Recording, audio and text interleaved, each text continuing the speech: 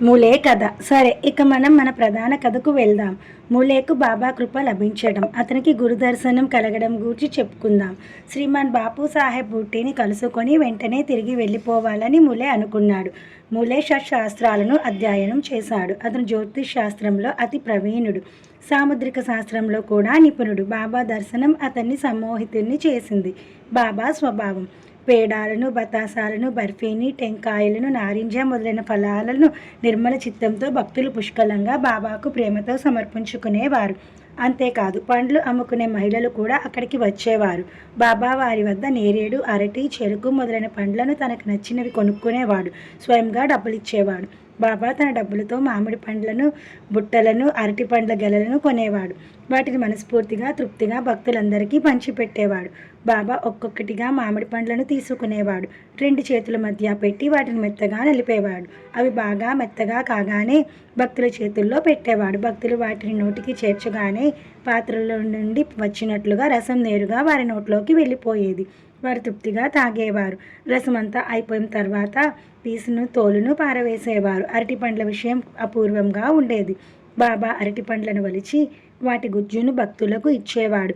వలిచిన అరటి పండ్ల చిలికలను తాను స్వయంగా తినేవాడు. ఇక మూలే కథ.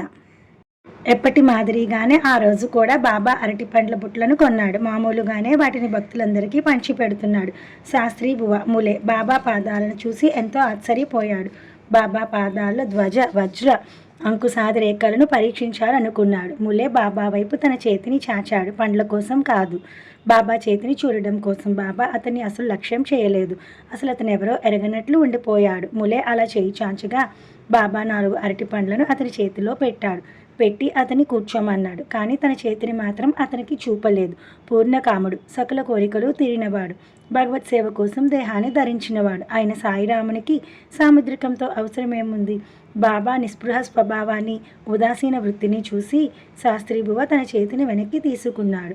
ఇక మరలా అడగడం మానుకున్నాడు. కొంతసేపు మౌనంగా కూర్చున్నాడు అతను. తర్వాత అందరితో పాటు వాడాకు వెళ్ళాడు. స్నానం చేశాడు. సోవలా వస్త్రాన్ని ధరించాడు. అగ్నిహోత్రం పూజ చేయసాగాడు. ఇక్కడ బాబా తన అలవాటు ప్రకారం లెండికి బయలుదేరాడు. కాషాయ రంగు పొడిని తీసుకునిరా అని, నేను కాషాయ రంగు బట్టలను ధరించాలనుకుంటున్నాను అని ఒక భక్తునికి చెప్పాడు. అది విని అందరూ ఆశ్చర్యచకితులయ్యారు. కాషాయ రంగుతో బాబా ఏం చేయదలుచుకున్నాడు అని అనుకున్నారు. ఈరోజు బాబాకు కాషాయ రంగు ఎందుకు గుర్తుకు వచ్చిందో అని వితర్కించుకున్నారు. బాబా మాటలు సందిగ్ధంగా ఉంటాయి. వాటి అర్థం ఇదని ఎవరు గ్రహించగలరు? అయితే వాటిని శ్రద్ధగా విని మనసులో పెట్టుకుంటే క్రమంగా వాటి సరియైన అర్థం తెలుస్తుంది. మహాత్ముల పలుకులు అలా ఉంటాయి. అవి అర్ధరహితంగా ఉండవు. ఆ పలుకుల్లో ఎంతో అంతరార్థం ఉంటుంది. దాన్ని ఎవరు గ్రహించగలరు? సరే, బాబా లెండి నుండి తిరిగి వచ్చాడు. అతని రాకను తెలియచేస్తూ సన్నాయి వాయించారు. ఆ సమయానికి బాబు సాహెబ్ జోగ్ వెంటనే మూలేకు తెలియజేశాడు. ఆరతి సమయమైంది, మసీదుకు వస్తావా అని జోగ్ మూలేను అడిగాడు. కానీ శాస్త్రీబువ అప్పుడు సోవాలను ధరించి ఉన్నాడు. మడి పాడైపోతుందనుకొని వెళ్ళడానికి సంకోచించాడు. మధ్యాహ్నం బాబా దర్శనం చేసుకుంటాలే అని మూలే జవాబు చెప్పాడు. జోగ్ ఆరతికి ఏర్పాట్లు చేయసాగాడు.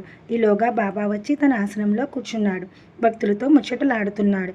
భక్తులంతా తమ తమ పూజలను చేసుకొని ఆరతి వేళకు అక్కడికి వచ్చి చేరారు. ఆ సమయంలో బాబా కొత్తగా వచ్చిన బ్రాహ్మణి నుండి దక్షిణ తీసుకురండి అన్నాడు. వెంటనే బాపు సాహెబ్ బుట్టి తానే దక్షిణ అడగడానికి వెళ్ళాడు. అప్పుడు మూలే కూడా స్నానం చేసి సోవలా ధరించి పద్మాసనం వేసుకొని స్వస్థ చిత్తంతో శాంతంగా కూర్చొని ఉన్నాడు. విషయం విని మూలే విక్షిప్త చిత్తుడయ్యాడు. నేను ఎందుకు దక్షిణ ఇవ్వాలి? నేను పవిత్ర అగ్నిహోత్రుడిని కదా అన్నాడు. బాబా గొప్ప మహాత్ముడే కావచ్చు, కానీ నేను అతనికి అంకితమైన వాడినా అతను నన్నెందుకు దక్షిణ అడుగుతున్నాడు అని అతను వ్యాకుల చిత్తుడయ్యాడు. సరే, సాయి అంతటి మహాత్ముడే అడుగుతున్నాడు, దానికోసం ఒక కోటీశ్వరుడే నా వద్దకు వచ్చాడు, ఇస్తే పోయేదేమిటి అని అనుకొని సంశయ చిత్తంతోనే మూలే దక్షిణ తీసుకున్నాడు. అతనికి మరొక సందేహం కలిగింది. మొదలుపెట్టిన పూజను మధ్యలో ఎలా ఆపడం? పూజను ఆపి మసీదుకు వెళ్ళాలా అనుకున్నాడు. కానీ రాను అని కూడా చెప్పలేకపోయాడు. సంశయాత్మకి శాంతి లేదు. అతని చిత్తం ఎప్పుడూ ఊగిసలాడుతూ ఉంటుంది. అతనికి ఈ గతి ఉండదు, ఆ గతి ఉండదు. అతను త్రిశంకు స్థితిలో ఉంటాడు. అయినా చివరికి అతను వెళ్ళడానికే నిశ్చయించుకున్నాడు. అతను సభా మండపంలోనికి వెళ్ళాడు. కానీ దూరంగానే నిలుచున్నాడు. తను పవిత్రుడు, శుద్ధుడు. మసీదేమో తనకు అపవిత్రం. అంతలో ఒక చమత్కారం జరిగింది. అతని కన్నుల ముందే బాబా అదృశ్యమైపోయాడు. బాబా కూర్చున్న చోట అతని పూజ్య గురువరుడైన గోల ప్రత్యక్షమయ్యాడు. ఇతరులందరికీ మాత్రం బాబా మామూలుగానే సాయి సమర్థునిగా కనిపిస్తున్నాడు. కానీ మూలే కన్నులకు మాత్రం బాబా అతని గురువు గోలప్నాథ్గా గోచరిస్తున్నాడు. ఆ గురువు ఎప్పుడో బ్రహ్మీభూతుడయ్యాడు. మూలే చాలా ఆశ్చర్యపోయాడు.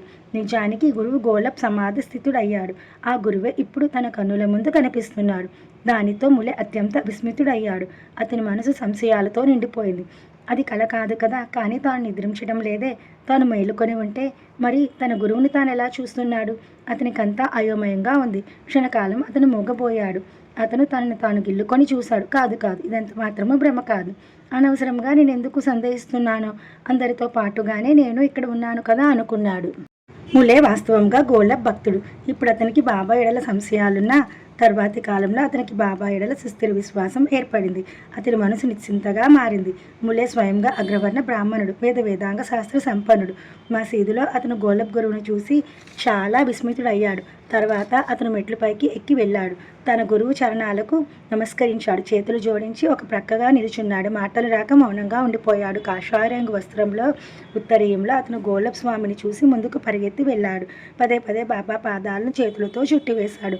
అతని అగ్రవర్ణాభిమానం చెక్కలైంది. నిరంజనుడు ఆత్మగుడు అయిన గురువును దర్శించగానే అతని కన్నులపైన పొర తొలగిపోయింది.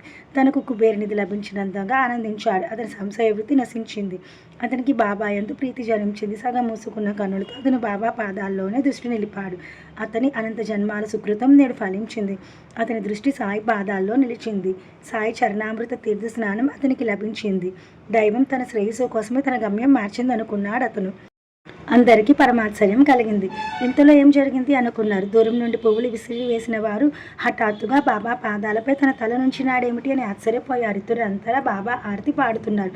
కానీ ములే మాత్రం గోలప్ నామంతో పెద్దగా ఆరతి గానం చేస్తున్నాడు. అతను అత్యంత ప్రేమలో పరవశుడైపోయాడు. సోవలకు సంబంధించిన అతని మడి ఆచారాలన్నీ మాయమయ్యాయి. స్పర్శ అస్పర్శ భావాలన్నీ విలీనమయ్యాయి. అతను సాష్టాంగ దండ ప్రణామం చేశాడు. ఆనందంతో కన్నులు మూసుకున్నాడు. అతను పైకి లేచి కన్నులు తెరిచి చూశాడు.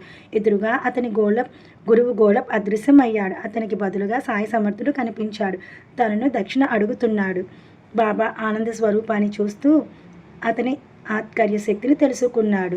మూలే చిత్తవృత్తులు శమించాయి. అతను తనను తాను విస్మరించాడు.